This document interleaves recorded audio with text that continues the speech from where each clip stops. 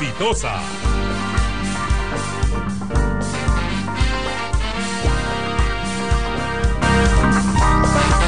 Bueno, lo diga o no lo diga el Senami, está clarísimo que ha iniciado el invierno y que el invierno en Lima es frío, pero especialmente húmedo. Pero en zonas altoandinas es realmente terrorífico, ¿no? En Tacna, en Moquegua, Cusco, Puno, Apurímac, Ayacucho. El frío es, pero de aquellos. Hemos invitado para conversar el tema de la anemia y la neumonía al doctor Abel Salinas, presidente de la Sociedad Nacional de Pediatría y es ministro de Salud, pero también además un tema que me ha llamado la atención, Abel, que esté acá, la varicela. El común de nosotros pensamos que en el invierno la gente se resfría, se constipa, le da neumonía o pulmonía. Comencemos por lo menos obvio. ¿Qué tiene que ver la varicela con el invierno? ¿Cómo estás, Abel? Buenos días. Mucho gusto, Félix, un placer siempre estar por acá después de tiempo que no nos veíamos. Y es cierto, varicela es una enfermedad viral exantemática que afecta fundamentalmente a niños y que clásicamente se ve más en los tiempos de verano, al final del año y cuando empieza el meses de calor, siempre se incrementa. Curiosamente ese patrón no siempre se cumple y es cierto que varicela puede haber durante todo el año. Y a pesar de ser una enfermedad que nosotros los pediatras siempre nos decimos que es una enfermedad benigna, en la mayoría de casos no está exenta de tener complicaciones, de infecciones sobreagregadas que pueden hacer que los niños necesiten hospitalización, necesiten cuidados intensivos y lamentablemente algunos puedan fallecer. Lamentablemente esa es una realidad que tenemos epidemiológica. A ver, 9:15 a.m. Hay labores que son eminentemente del Estado y hay labores en donde entra a tallar el sector público. En el caso del Estado, para ese tema de la varicela, hay vacuna, hay campaña de vacunación, hay campañas de inducción, hay campañas vamos a decir, de despistaje o de prevención. Claro, hay varias cosas que hay que hacer. Con mucha satisfacción, Philip, quiero decirte que durante la corta gestión que estuvimos al frente del Ministerio de Salud, nosotros pudimos introducir al calendario nacional, es decir, en forma universal a todos los niños a partir del año, entre el año y los 2 años, la vacunación gratuita contra varicela, porque era un tema que venía siendo pedido, solicitado por las evidencias que nos estaban marcando. Nosotros desde la Sociedad Peruana de Pediatría lo veíamos y cuando nos tocó estar en el cargo en el ministerio, evidentemente una de las cosas que rápidamente pudimos hacer en tiempo récord fue introducir la vacuna. Y hoy por hoy podemos decir que esa parte ya está cumplida, ya está en el calendario nacional. Toca incrementar las coberturas, toca que la gestión haga lo posible para que todos los niños en el Perú puedan recibir la vacuna contra varicela. Y la otra cosa es alertar tanto a la población en general, a los papás, a las mamás, a quienes cuidan a los niños, sobre los signos de alarma que significan que la varicela, de ser una enfermedad benigna, pudiera estar convirtiéndose en una enfermedad con complicaciones, como por ejemplo puede ser la persistencia de fiebre, las lesiones en la piel con cambios de coloración, se ponen más violáceos y el niño está decaído. Esos son signos de alarma que significan que debe acudir rápidamente al establecimiento de salud para recibir una atención diferente, que significa que puede haberse complicado con una infección sobreagregada, que puede estar haciendo neumonía, que puede estar haciendo una infección sistémica, que puede estar haciendo encefalitis y que puede morir lamentablemente. Entonces, ¿cómo no? Fue una preocupación, no solamente como pediatra, sino con una responsabilidad como estar en el Ministerio de Salud. Evidentemente había que ser consecuente con nuestros propios conocimientos, con la propia realidad, y por eso es que se introdujo la vacuna. Vamos a ir a la pausa y seguir conversando con el doctor. Ya la pegamos la pausa, gracias, Quique. Abel Salinas, entonces seguimos por el tema de la... a ver, acá la gente... Ya sé, doctor, que esto le va a parecer una tontería. El resfrío, la gripe, la pulmonía y la neumonía. La gente cree que hay veces que todo es lo mismo y el remedio es el mismo. Es decir, toma tu limonada, cuélgate acá, haz tus, respira tu eucalipto. Entonces, no sé para qué estudió usted 35 años para que a la hora de la hora con un limón de eucalipto te cure la pulmonía. Vamos de atrás para adelante. El resfrío en niños entendiendo que esa es su especialidad, y también en el adulto mayor. Podemos prevenirlo, y si ya le da, es un virus y hay que esperar, medicación, espera, mejorar, en fin. Es correcto, yo creo que hay que hacer una diferenciación en lo que es, entre lo que es el resfrío común, que es un cuadro viral, que aparece un poco de moco, un poco de estornudos, un poco de tos tal vez, y que dura 2 o 3 días y finalmente pasa. Y hay que diferenciarlo de lo que es gripe o influenza. Tenemos ahora muchos casos de infecciones virales por influenza, por H1N1 también, como tuvimos la pandemia en el 2009, y que es una enfermedad mucho más seria, que da fiebre, da decaimiento, postración, y puede tener muchas complicaciones, entre las cuales puede estar neumonía, por ejemplo, y que puede ser de necesidad mortal y es altamente contagiosa. De manera que resfrío y gripe son dos cosas diferentes. Para el primero, para resfríos, no tenemos sino que tener cuidados generales de no estornudar delante de los demás, lavarnos las manos permanentemente. En el caso de influenza, además de esas medidas generales de lavado de manos y protegerse al estornudar o toser, sí existe la vacunación. Y deben vacunarse todos los niños pequeños. En el Perú los niños menores de 2 años están dentro del calendario nacional, y los adultos mayores, que también son población vulnerable, y también todos los grupos de riesgo, las personas que tienen diabetes, que tienen asma, las personas que tienen problemas del corazón, deberían, entre otros grupos, recibir la vacuna de influenza. Lo conversábamos la vez pasada con un doctor y con una doctora, perdón, y decíamos, todo este tema del resfrío. La típica acá, Abel, es que la gente se automedica. Que la tía o el Google sabe más. Yo toda la vida que entrevisto doctores siempre repito lo mismo, porque como yo soy hijo de enfermera, mi mamá pues tiene pues el famoso vademecum. Me decía, el vademecum no es para cualquiera, el vademecum es para los que saben. Porque tengas el vademecum, no eres doctor. Y el farmacéutico no es doctor. La enfermera no es doctor. Y tu tía no es doctora. Así que no tomen cosas. Mi mamá me crió sin estar tomando pepas. Pero eso ha cambiado. Ahora todo el mundo, con tal cantidad de farmacias que hay por todos lados, en las esquinas, o sea, ¿para qué quieres a Salinas si tienes a Medifarma? ¿No es cierto? Si tienes Incafarma, ¿para qué? No. Entonces, esta cuestión de la gente adulto mayor o la gente que tiene problemas cardíacos y que va a se automedica, hay veces tomas una pastilla y te altera el ritmo cardíaco. O que te malogra la flora intestinal. Igual para los niños. El peligro de la automedicación para este tema de los resfríos, sí, o de la gripe. Naturalmente, y acotando un poco más, es cierto, menos del 20% de las recetas que se utilizan, de los medicamentos que se utilizan, son originados por una consulta médica. Más del 80% son automedicación. Es decir, la gente va directamente a comprar.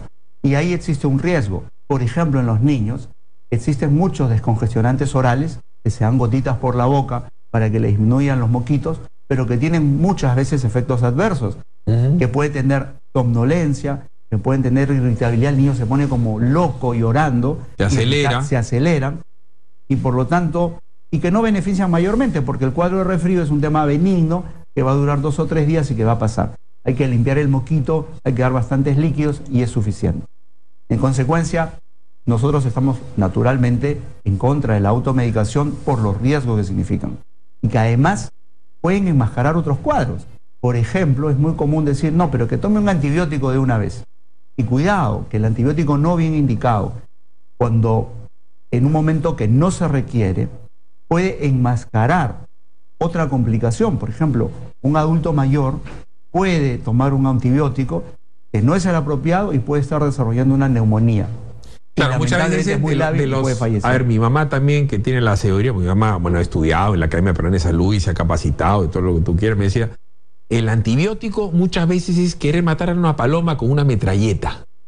De repente matas a la paloma, pero te vas a palomear a otros varios más, porque el antibiótico, no sé, pues, la típica, nada contra Roche, ¿no? El Bactrim. Vas ahí y dices, dame 2 Bactrim, ¡papá! Dice cada 8 horas. No, qué Salinas, este es duro. No, cada 4 horas. Para comenzar me tomo 2, después cada 4 horas en vez de 8 y ya estoy el fin de semana como cañón para jugar mi fulbito. ¿Qué pasa cuando uno toma demasiado antibiótico y se petardea? Fíjate, no solamente que se puede enmascarar un cuadro y el diagnóstico puede ser más tardío y por lo tanto detectar un cuadro cuando ya está complicado, un cuadro infeccioso por ejemplo, sino la resistencia que las bacterias, esos bichos que nos atacan, comienzan a desarrollar. Tanto así que el medicamento que has mencionado, que es una sulfa, ahora era muy común utilizarlo en diarreas por el Escherichia coli, que es una bacteria, Claro. por infección urinaria, que también es el germen, es muy común. Sin embargo, te puedo decir que la mayoría de estos bichos, de estas bacterias, son resistentes a ese antibiótico. ¿Ya se dieron cuenta ya? Así es, ya no funciona. Y el uso de estas sulfas casi ha quedado restringido para algunos casos muy puntuales, por ejemplo, para un tipo de enfermedad atípica que pueden hacer algunas personas que son portadoras del virus VIH, que tienen una enfermedad pulmonar, claro, donde sí se ha detectado que esta sulfa puede ser muy útil. Bueno, pero para los demás casos no. El caso que hablamos ahora, estamos hablando de la varicela, como la varicela es medio eruptiva, siempre viene un vecino capo y dice, no, esta es una alergia, tómate un clorotimetrón. ¿No es cierto? La típica, no sé si ni siquiera así se pronuncia, ¿no? La eruptiva, la alergia, tienes un rascarrasca, tómate tal cosa. Y eso es muy malo.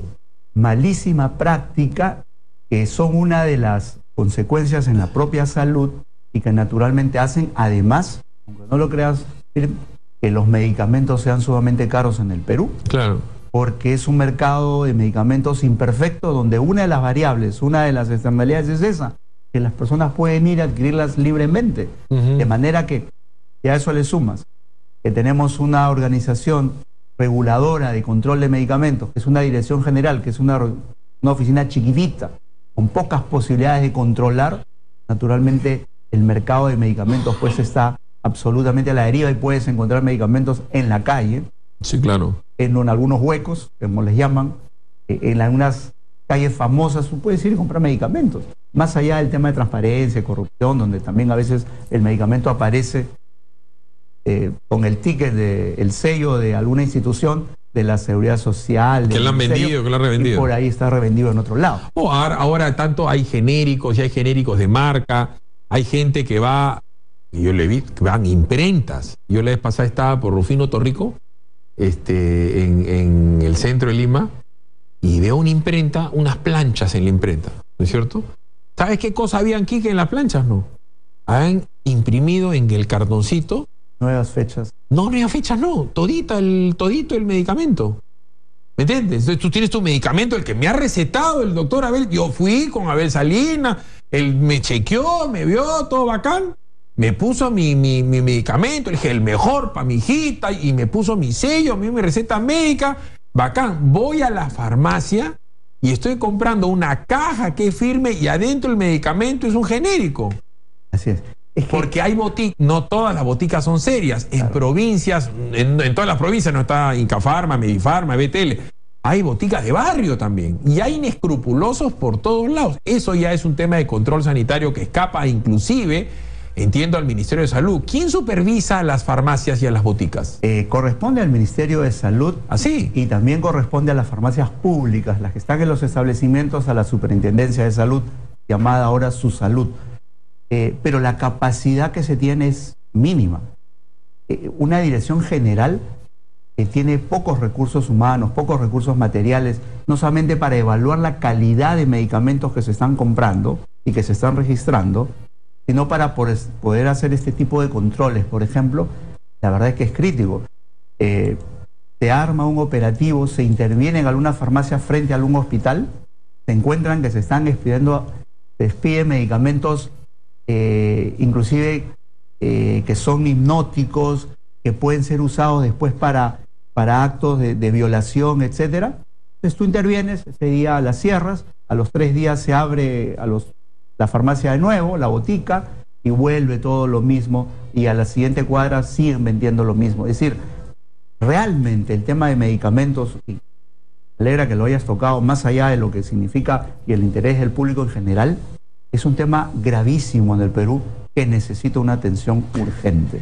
Y bueno, el tema de la concentración en los medicamentos, etcétera, es un tema que nosotros siempre vamos a estar tratando. 9:28. Ahora sí entramos a la preocupación, porque de un resfrío es complicado que te mueras. Normalmente los asmáticos como que ya se controlan, el famoso Ventolin, la familia, ya es bien raro que haya un asmático y la gente no sepa. Pese a que hay se podría decir una pandemia de asma en el Perú, ¿no? Hay muchísimos casos, hay incrementos, inclusive en zonas que tú considerabas de buen clima. Por ejemplo, antes decíamos Arequipa tiene un clima extraordinario. Ajá. Sin embargo, los casos de niños con cuadros bronquiales se han incrementado notablemente. Ajá. Probablemente tenga que ver un poco con el tema ambiental, con el tema de la capa de ozono. El clima seco, la gente decía que el clima de Jauja curaba todo. Así es. ¿No? Sin embargo, sí encuentras muchos casos de cuadros respiratorios. El asma, el peor enemigo del asma es la humedad, digo, por humedad. Lima. Definitivamente. O sea, en Lima la cuestión es bravísima. Porque la humedad hace que crezcan ácaros y hongos que están en las casas, están dentro de las casas, debajo de las camas, detrás de los cuadros, detrás de los muebles. No se limpia frecuentemente eso en las casas. Yo siempre les recomiendo a los papás, semanalmente hay que limpiar eso. Y peor, mantenemos la ventana cerrada, no se ventila. Entonces están pues en apogeo esos ácaros, esos hongos. En la noche ¿Hay vacuna contra el asma? No, no hay vacunas contra el asma. Hay tratamiento simplemente. Hay tratamientos de mantenimiento que pueden prevenir que uno haga crisis asmáticas. Eso sí es cierto y son efectivos. Pero también hace falta un tema del manejo ambiental. De nada sirve estar usando inhaladores preventivos o sobrecitos o pastillitas preventivas si no mejoramos lo que respiramos. ¿La cortisona es adictiva? La cortisona tiene efectos adversos cuando su uso es prolongado. O sea, estos que tienen cortisona, la gente, a mí, esto también lo dijo mi mamá, cuidado. Cuidado. Pero antes, inclusive habían ampollas de cortisona que se ponían una vez al mes para no tener asma. Claro, las personas comenzaban a engordar, las piernas flaquitas, el tronco muy grande, con bastante grasita en las partes más centrales del cuerpo, porque hacían un síndrome que se llamaba Cushing. Es decir, por el uso indebido de los derivados de corticoides. Vámonos a la pausa para hablar de la neumonía y de la broncopulmonía. ¿Es lo mismo? ¿No es lo mismo? ¿Cómo se trata? México 0, Suecia 0. Vámonos a la pausa, regresamos.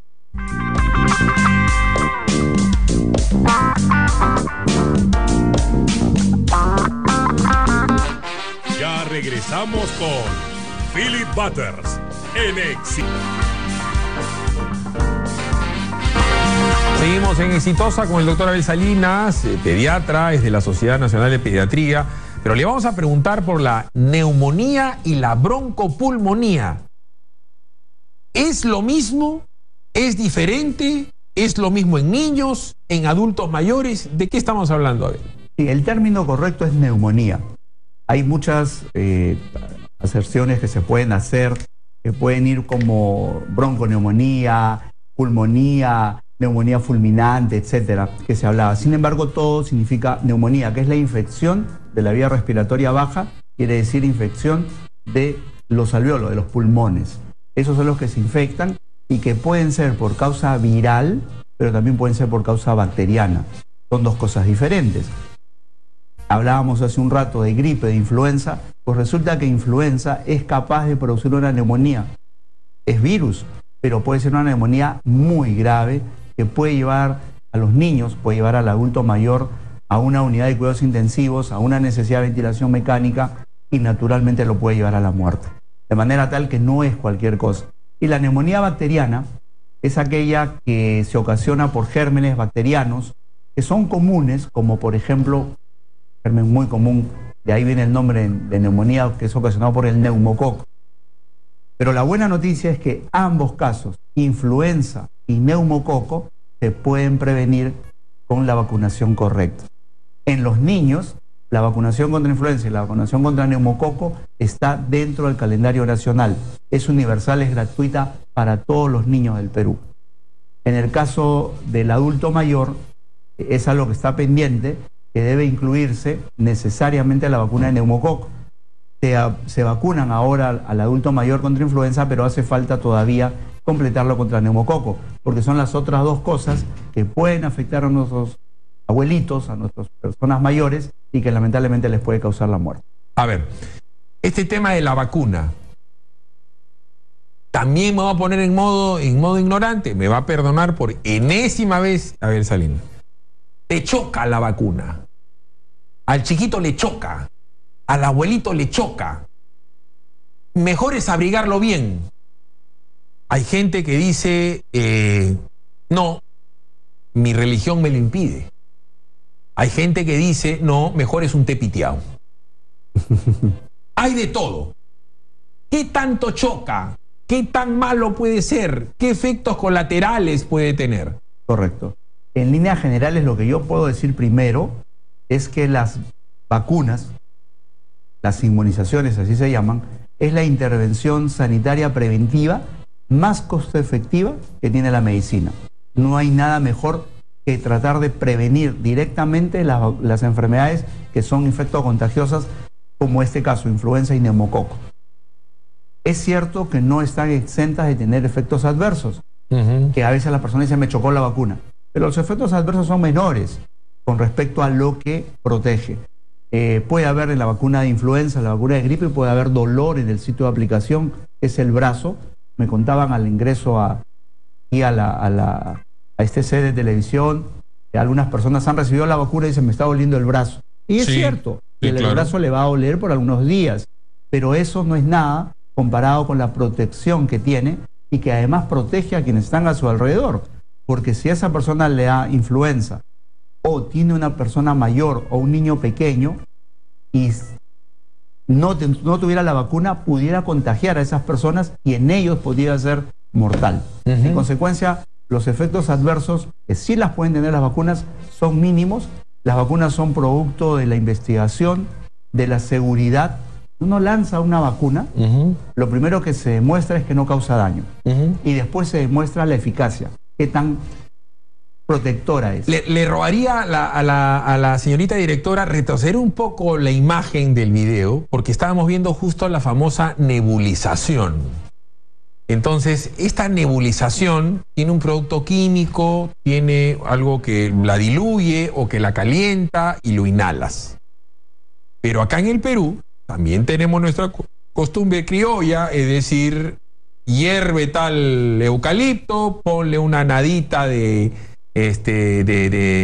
mentol y pon unas hierbas y hiérvelo bastante y le tapas la cabeza, lo agarras a velito, le bajas la cabeza y le pones una toalla encima, bien tapado, solución.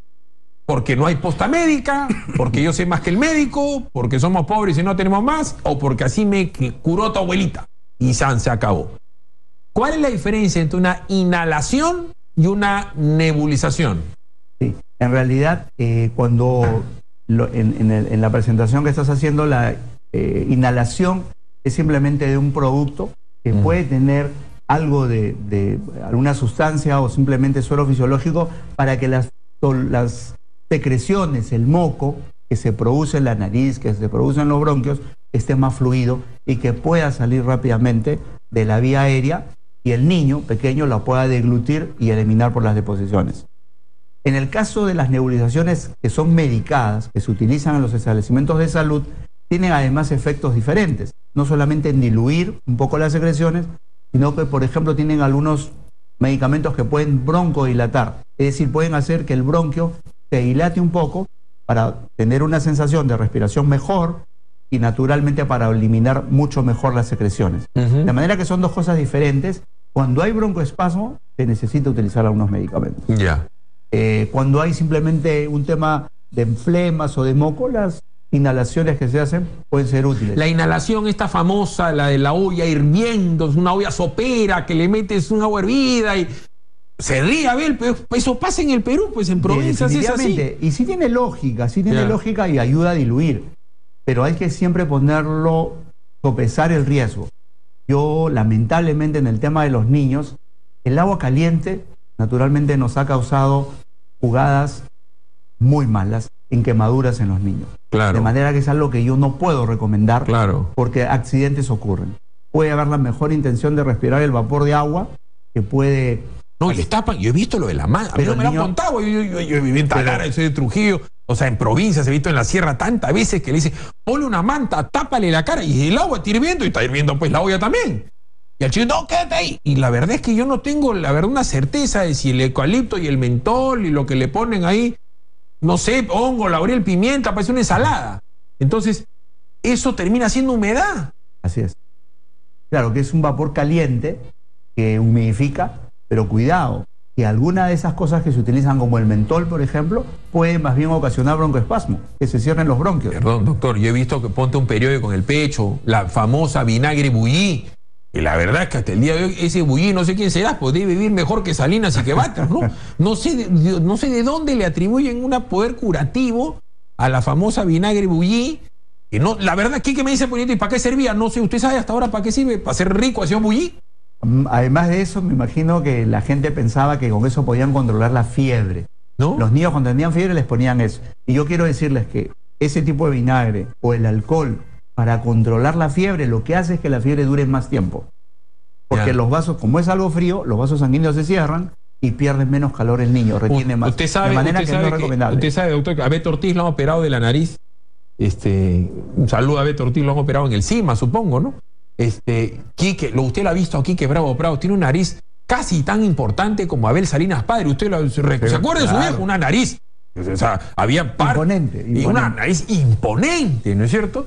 Entonces, en honor a la nariz de Beto Ortiz, la de Quique Bravo y de su señor padre fallecido, el mentolatum terminó siendo para que los futbolistas se lo pongan en la ñata, en el pecho, para correr más, cosa que también era una superchería. ¿Te acuerdas aquí que Jairo Legario se ponía mentolatum para correr? Se ponía mentolatum en el pecho, en la nariz, y se ponían estas aletas que se ponían en la parte superior de la nariz para que le abra las fosas, y con eso dice que corría el Cerro de Pasco. Mentolatum en el pecho, en la nariz. Imagínese un presupuesto de mentolatum para la mamá de Quique Bravo. Estamos hablando de 1.4% del PBI. ¿Funca o no funca? Definitivamente no, y el riesgo es muy grande. No nos olvidemos que esos contenidos son tóxicos. En el caso de los niños, inclusive pueden tener complicaciones neurológicas, pueden convulsionar, los niños pueden tener más broncoespasmo, de manera tal que de ninguna manera podemos recomendar ese tipo de cosas. Filipe, entonces están cayendo dos mitos, el vinagre bullí y el mentolatum, porque hasta ahora la gente utiliza el mentolatum. Ese es un tema que viene de generación en generación, porque la abuelita se la dio a la mamá y la mamá se lo puso a la hija, y luego viene la nieta y siguen con el mentolatum y no paran con el mentolatum. Y te dicen, no, Salinas no sabe. Eso es lo que van a decir, pues. No, es del APRA, debe estar mintiendo, dice. Se cae un mito, cae el mentolatum. Todos los APRA mienten. No, tampoco. ¿Ah? No, todos, también hay un porcentaje, hay un error estadístico. Y por si acaso sigo inscrito, no fui expulsado, nada por el estilo. Doctor, mi mamá sabe, ¿ya? Uno no es ex hincha de la U. No hay exaprista, no existe. Punto. Si no, pregúntale a Pepe Barba. No hay exaprista, Así es. No hay exaprista. A pesar de que algunos salen del padrón, pero siguen siendo apristas. Eso se lleva ya. ¿Usted conoce algún ex hincha de la U? No existe. Tú te mueres hincha de la U, te puedes morir 3 veces, vas al infierno, vas al purgatorio, sigues siendo hincha de la U. Vámonos a la pausa y para hablar otras enfermedades broncopulmonares, y me quiero referir a mis hermanos taxistas y mototaxistas. Lo que respira un taxista, un mototaxista, lo que respira un operario de una panadería, lo que respira el operario de una acería, lo que respira un mecánico automotriz, lo que respira un minero, no es normal. Que hay enfermedades que no son pulmonía, que no son broncopulmonía, estás hasta el win. Usted escuchaba eso a su papá, decía, estás hasta el win de los pulmones. No sé qué es win, ¿no es cierto? Debe ser el primo, hermano, yo bullí. Pero, ¿qué cosas? Esas cosas que te dan que no son broncopulmonía. No es broncopulmonía, pero está mal, es como Lucar cuando viene, ¿no es cierto? Y le pasa algo al comunismo, viene medio triste Lucar. Entonces vamos a la pausa para que me diga otras enfermedades como consecuencia de lo que hueles, de tu carga laboral, etc. 9:48, regresamos con el hijo de Abel Salinas.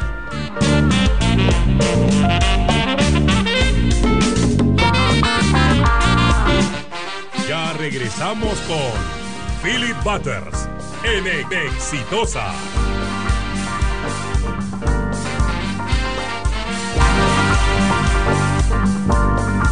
A ver, hay enfermedades a los pulmones que no normalmente ni son neumonía ni son broncopulmonía y le pueden dar a los chiquitos o a los ancianos porque la mamá trabaja en una panadería, porque la mamá trabaja, no sé, es ambulante y trabaja al costado de donde aceleran y frenan los buses.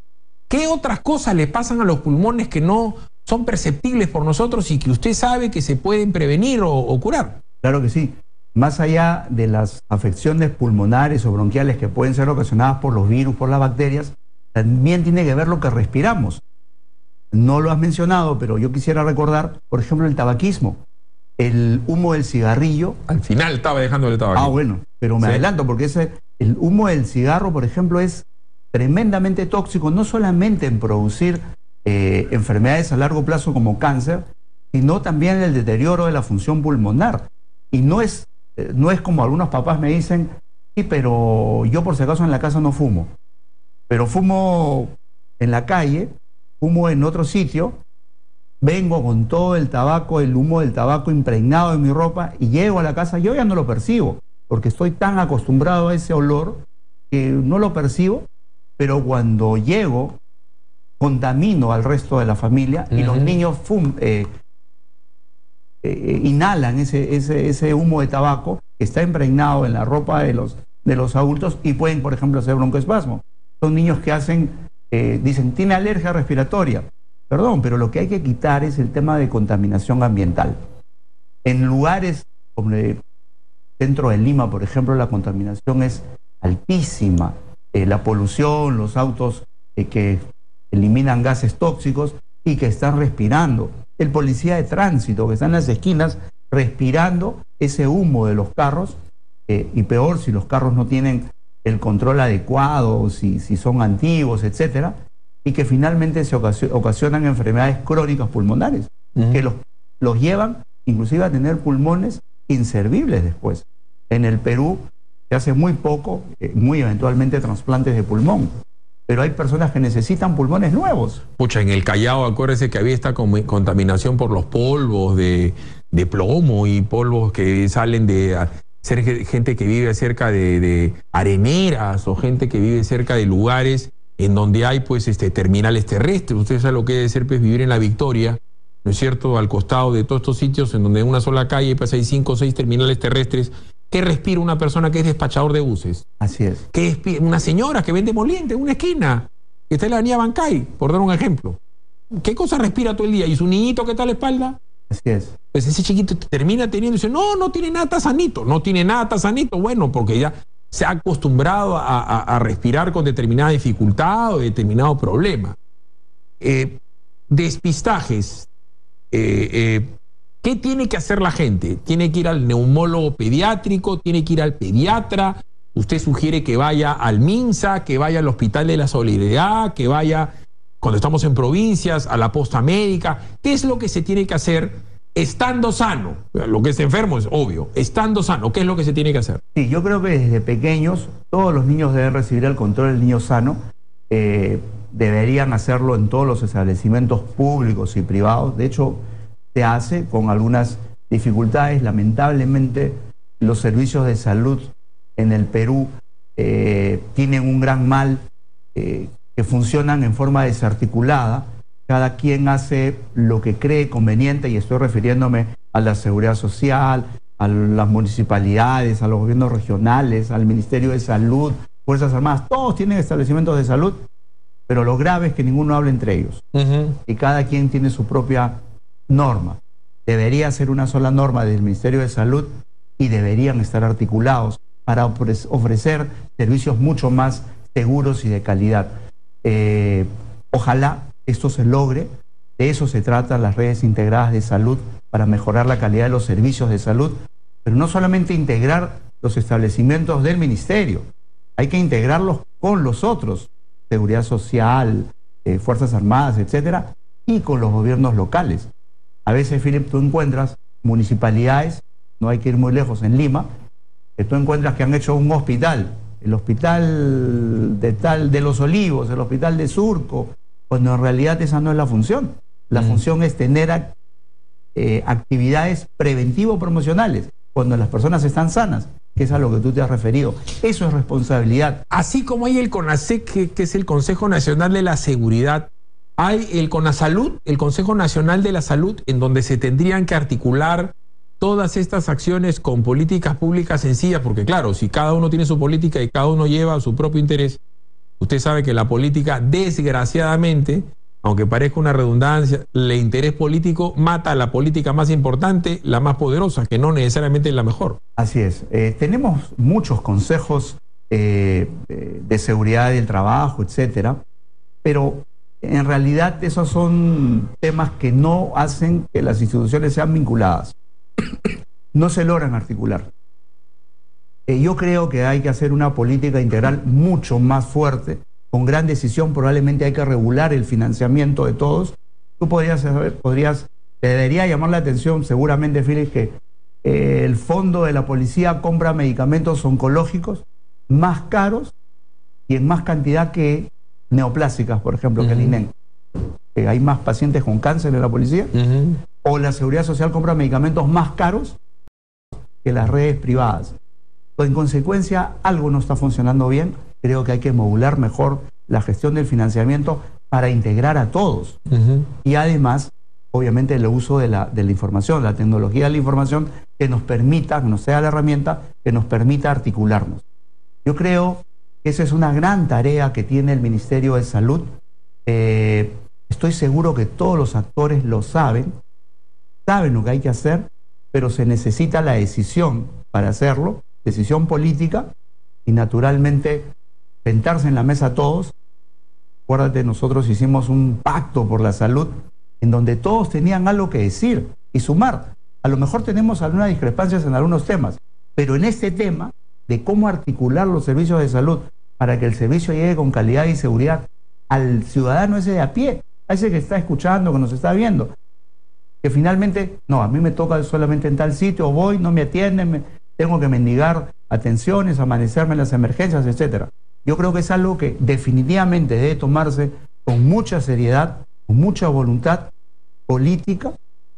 Entiendo que así tiene que ser, y así va a ser, y entonces pueda finalmente arreglarse ese tema de los servicios de salud en el Perú. Son 9:57, esta es otra de mi mamá, ¿no?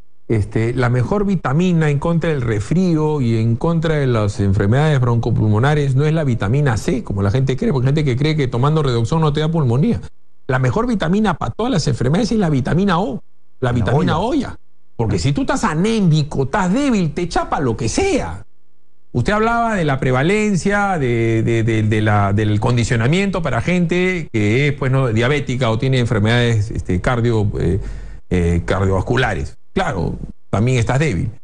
Pero en un país donde hay tanta anemia, te agarra una pulmonía anémico y estás medio muerto. O sea, la vitamina O es vital. ¿Qué comer para prevenir? Así, hablemos de bolsillo de pobre. ¿Qué comer para prevenir? Los alimentos ricos en micronutrientes como hierro, por ejemplo, son las proteínas animales, como pueden ser las vísceras. La lentejita. Pero esos son los vegetales. Yeah. Pero los de origen animal como hígado, sangrecita, vaso, tienen altos contenidos de micronutrientes, de hierro, por ejemplo. Se necesitan mínimas cantidades, se absorben muy bien y son sumamente económicos. Es la pregunta que me hace. Hígado, el tigrillo ahora come paté. O sea, puede comer hígado, ¿no es cierto? El hígado en paté, ya, algo comes. El hígado encebollado, el de la vaca, también es bueno. Y eso es más o menos barato. Y es barato, el hígado es barato, la sangrecita es barata, el vaso es barato. Existen algunos alimentos de origen vegetal que también contienen hierro, que su absorción es mucho menor, por cierto, y que por lo tanto... La lentejita el lunes tiene hierro. Ayer me empujé un calentado de lenteja por acá en la noche, muy bueno. Pero si tuviéramos que comparar el aporte de hierro de una porción de lentejas y una porción de hígado, sangrecita, no hay punto de comparación. La sangrecita para todo el mundo. 7, 8, 10 o 15 veces más que lo que puede tener un producto. Por ejemplo, tendrías que comer una cantidad muy grande para que puedas... Y el sangrecita en el mercado con su cebollita china, eso es con arrocito, lo vuelves y ya está. Y fíjate, es tan grave el tema, Philip, que el 30% de las mujeres gestantes en el Perú en edad fértil ya tienen anemia. Claro. Así que imagínate qué reservas de hierro le van a pasar. Por eso hay propuestas. El arroz fortificado, en el Perú se come mucho arroz. Con su quinoa. En el paso por el ministerio. Kiwicha, amaranto. Así es, nosotros dejamos ya una fórmula de arroz fortificado con hierro que se consume muchísimo, que deberían comer todas las mujeres. Claro. Todo el mundo lo come, para prevenir anemia. Lucar y el tigre ahora comen cuscús. ¿Tu cuscús de quién? No está bien. ¿Está bien? Doctor, ha sido como siempre muy amable. Claro que sí, un placer estar acá, Félix. Y no, muchos por favor. éxitos. Siempre muy didáctico el doctor Salinas. Quique, ¿quién viene luego de la pausa? Viene acá Nicolás Lucar. Va a hablar iniciando el programa, va a hablar nada más sobre el balance que hace desde su perspectiva luego de la eliminación de Perú. Él tiene también su opinión con respecto a Perú, a la selección, a los planteamientos de Gareca, al penal de Cueva, a las jugadas de Carrillo, todo tiene él también su opinión. Está bien. Vámonos a la pausa, somos Exitosa, la radio del Perú. Regresamos con Nicolás Lucar.